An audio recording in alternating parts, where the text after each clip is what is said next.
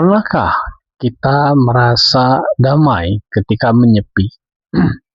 Pernahkah kita merasa ketenangan ketika kita bersendirian? Tentunya ketika situasinya tenang, kondisinya nyaman, ini dapat menjadikan badan kita menjadi rileks, pikiran juga menjadi mengendap. Maka sahabat insan kamil, pentingnya kita mengalokasikan sedikit waktu saja untuk menenangkan diri. Salah satunya adalah di acara pojok malam ya. Hari ini, hari Selasa, tanggal 7 Juli 2026, pukul 22 lebih waktu Indonesia Barat, merupakan salah satu waktu yang bisa dipergunakan oleh sahabat semua untuk dalam tanda kutip menyendiri di sela-sela kesibukan di siang hari tentunya ya. Bukan di sela-sela ya, artinya setelah menyelesaikan kesibukan aktivitas di siang hari. Dan bisa jadi aktivitas kesibukan di siang hari ini ya tadi itu begitu padat sehingga pikiran itu senantiasa tercurah kepada apa yang ada di hadapan, kepada pekerjaan-pekerjaan yang harus diselesaikan. Dan tentunya itu harus dilakukan karena menjadi bagian dari kehidupan manusia ini yang tidak lepas dari amanah, tidak lepas dari tanggung jawab memberikan kemanfaatan untuk diri dan juga orang lain. Namun, tahukah kita bahwa sisi lain dari aspek manusia adalah aspek batiniah, aspek psikis yang terkorelasi dengan spiritual. Tentunya ketika di siang hari disibukkan oleh perkara-perkara muamalah, di malam hari seperti ini waktu yang amat tepat untuk berkontemplasi. Dan tentunya kontemplasi ini ataupun juga muhasabah ataupun menghisab diri ataupun juga refleksi, ini merupakan perkara yang amat sangat penting. Karena jika seseorang meluangkan waktunya secara teratur ya, untuk refleksi diri di malam hari seperti ini, bisa jadi ya di sekian malam ya, entah malam keberapa, itu terbit kesadaran di dalam diri. Dan dengan kesadaran diri tersebut merubah hidup seseorang, merubah haluan yang akan dituju, merubah perspektif dari kehidupan ini. Tentunya inilah pengembaraan pikiran, inilah perjalanan rohani yang harus dilakukan.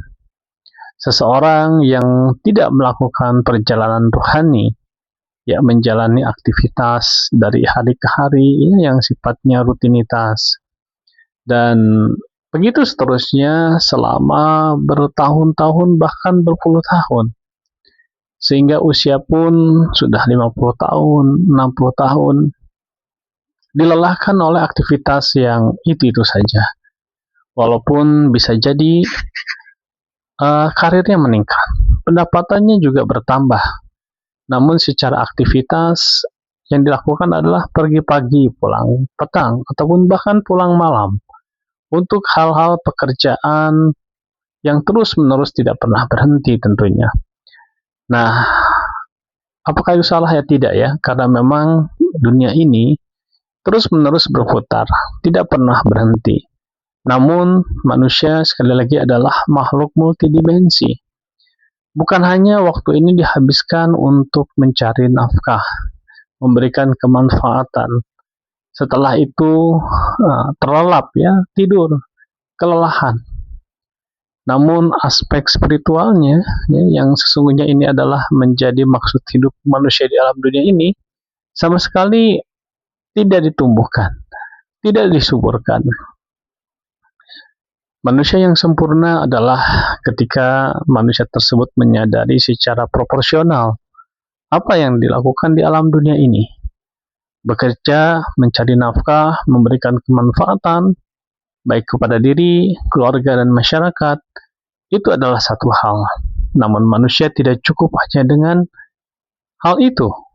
Manusia juga memerlukan aspek yang lain, yakni bagaimana menghidup suburkan spiritual di dalam jiwa. Ketika ini tidak dilakukan, maka terjadi ketimpangan.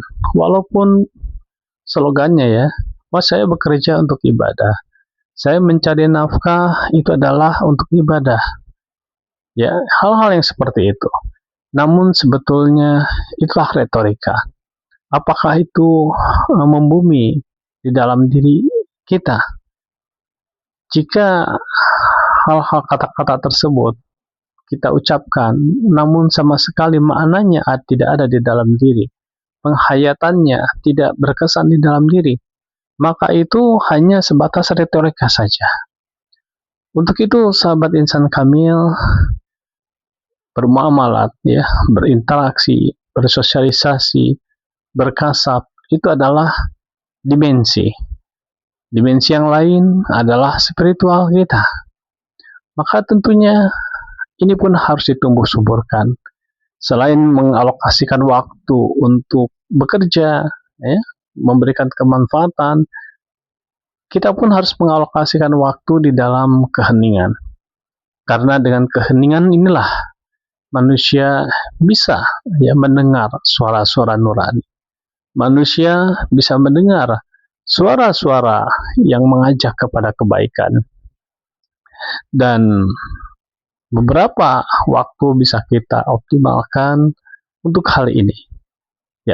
Salah satunya sekali lagi adalah di pojok malam seperti ini, menjadi tazkiroh di pojok rumah, mungkin di dalam yang keredupan, remang-remang, suasana tenang, sehingga demikian hening, tentunya kita bisa menarik nafas dengan lembut, menghembuskan nafas dengan rileks, sambil memikirkan apa saja yang sudah dilakukan.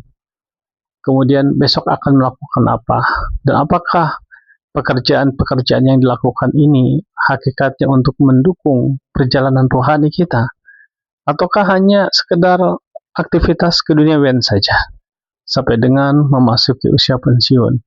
Apakah hanya sebatas itu?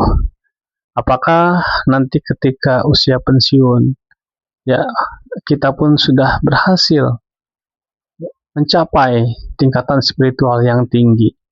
Kalaulah di dalam karir, puncak karirnya adalah di akhir masa produktifnya, maka demikian juga dengan spiritual.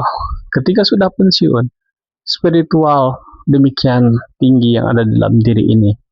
Dan itulah hakikat masa depan.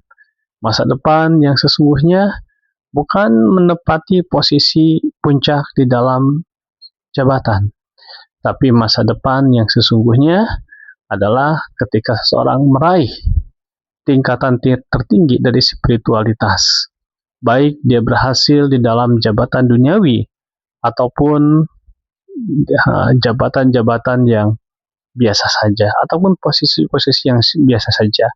Namun ketika spiritualnya mencapai ketinggian derajat sehingga benar-benar dirasakan amat sangat dekatnya Tuhan di dalam dirinya, dan meyakini bahwa alam semesta ini merupakan manifestasi dari kebesaran Tuhan, dan itu menggetarkan jiwanya. Kemanapun kaki melangkah, senantiasa yang ada di dalam dirinya adalah kebesaran Tuhan. Maka sesungguhnya itulah masa depan yang cemerlang. Untuk itu, sahabat insan kamil, marilah kita pergunakan waktu yang semakin sempit, waktu yang semakin berkurang. Di antaranya adalah dengan merenung. Merenung ini adalah perkara yang amat sangat luar biasa, yang bisa mengubah hidup seseorang menjadi lebih baik. Berpindahnya haluan dari haluan yang negatif kepada haluan yang positif. Jazakumullah khair. Subhanakallahumma wa bihamdika, asyhadu an la ilaha illa anta, astaghfiruka wa atubu ilaik.